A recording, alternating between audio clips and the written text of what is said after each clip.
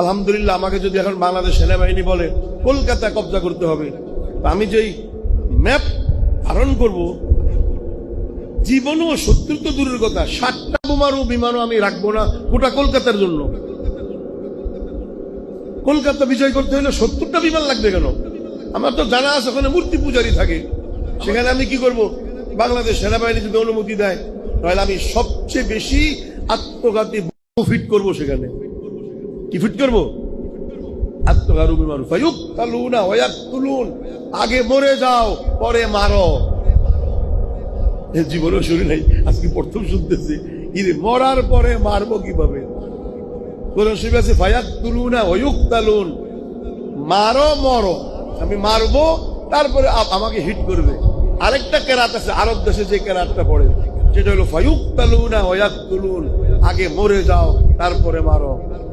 এই সিস্টেমটা তালেবানরা অবলম্বন করে 2 সুপার পাওয়ারকে সাইজ করে দিয়েছে। আল্লাহু আকবার।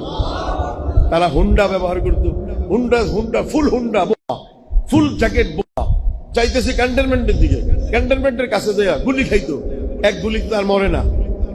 বোমাটা হুন্ডাটা ক্যান্টনমেন্টের ওয়ালের সাথে লাগাইয়া দিত, লাগানোর সাথে সাথে আসাদুল ইনফিটার 300 আমেরিকান শেষ, ক্যান্টনমেন্ট শেষ।